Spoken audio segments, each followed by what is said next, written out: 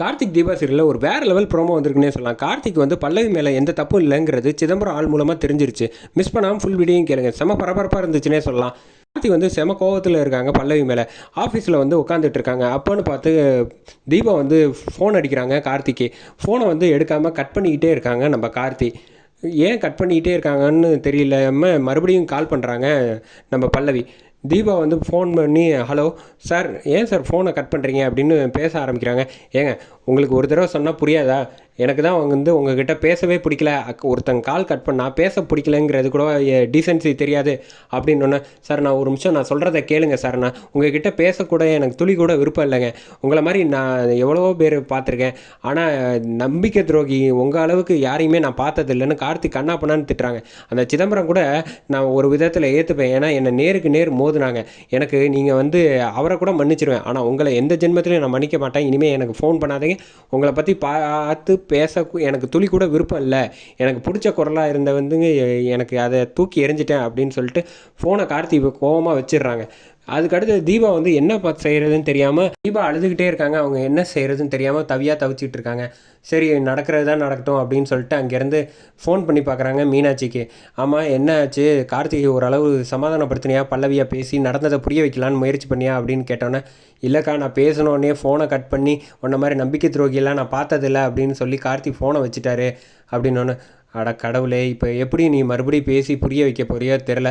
சரி, நீ வந்து கடவுள்கிட்ட போய் கோவிலில் போய் வேண்டிக்க, எதுவாக இருந்தாலும் நல்லது நடக்கும் அப்படின்னு சொல்லிட்டு வேறு என்ன பண்ண முடியும் நம்மளால் அப்படின்னு சொல்லிட்டு தீபா வந்து கோவிலுக்கு போய் வேண்டிகிட்டு இருக்காங்க சாமிக்கிட்ட. கடவுளே, முருகா, நீ தான் வந்து என்னை வந்து புரிய வைக்கணும். நான் வந்து எந்த தப்பும் செய்யலைங்கிறது கார்த்திக்கு தெரிய வைக்க வேண்டியது உன்னோட பொறுப்பு.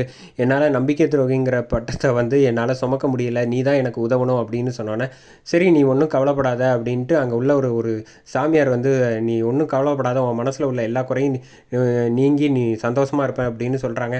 அதோட அனுப்பி விட்றாங்க. அடுத்து வந்து பார்த்திங்கன்னா, கார்த்திக் வந்து வீட்டில் இருக்கிறப்ப கரெக்டாக வந்து சிதம்பரத்தோட ஆள் வந்து ஒருத்தர் வராங்க.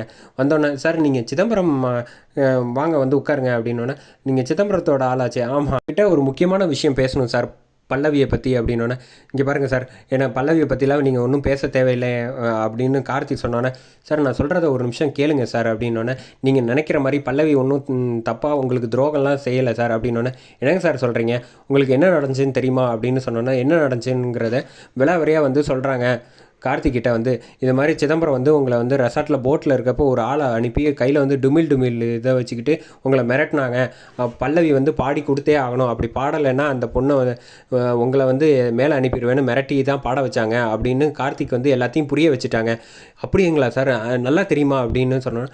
ஆமாம் சார், அந்த பொண்ணு வந்து தன்னோட முகத்தை கூட மூடிக்காமல் அப்படியே தான் வந்து பாடினாங்க அப்படின்னோடனே, ஓ அது வேறையா அப்படின்னு சொன்னோன்னே கார்த்தி வந்து புரிஞ்சுக்கிறாங்க. அப்போ பல்லவி மேலே எந்த தப்பும் இல்லைங்களா அப்படின்னோன்னா, காசு வாங்கிட்டு பாடினாங்களா அப்படின்னு. என்ன சார் சொல்கிறீங்க? காசுக்கெலாம் அந்த பொண்ணு வந்து பாடவே இல்லை சார். அதுக்கு முன்னாடியே வந்து உங்கள் அண்ணனை வந்து தண்ணியில் தள்ளி விட்டது, அதுக்கு அடுத்தது வந்து ஷாக் வச்சது உங்கள் அப்பாவுக்கு, இன்னும் மேற்கொண்டு நிறைய செஞ்சார். அது எதுக்குமே மசியவே இல்லை. அந்த பொண்ணு தைரியமாக இருந்தாங்க. ஆனால் கடைசியில் வந்து உங்களை வச்சு மிரட்டணுன்னா அந்த பொண்ணுக்கு வந்து வேறு வழியே தெரியல. உங்கள் உயிரை காப்பாற்றி ஆகணுங்கிறனால மட்டும்தான் வந்து பாடி கொடுத்துட்டு போயிட்டாங்க தெரியுமாங்க சார். அது பாடி கொடுத்ததுக்கு ₹1 கூட காசு வாங்கலை. இனிமேல் என்ன தயவு செஞ்சு கார்த்திக் சாரை வச்சு விளாடாத அப்படின்னு மட்டும் சொல்லிவிட்டு அங்கேருந்து போயிட்டாங்க அப்படின்னோடனே கார்த்தி வந்து புரிஞ்சுக்கிறாங்க. ஓஹோ, நம்ம தப்பு பண்ணிட்டோமே, அவங்கள ஃபோன் பண்ணி திட்டப்போ கூட ஒரு வார்த்தை கூட பேசாமல் அமைதியாக இருந்துட்டாங்களே, அந்த நல்ல மனசை போய் நம்ம நோக்கடிச்சிட்டோமே இப்படின்னு சொல்லி ஃபீல் பண்ணிகிட்டு இருக்காங்க கார்த்தி. அதுக்கு அடுத்தது வந்து கார்த்தி இதை விட்டுறக்கூடாது. இப்படியே விட்டுட்டோன்னா வந்து சரியாக வராது.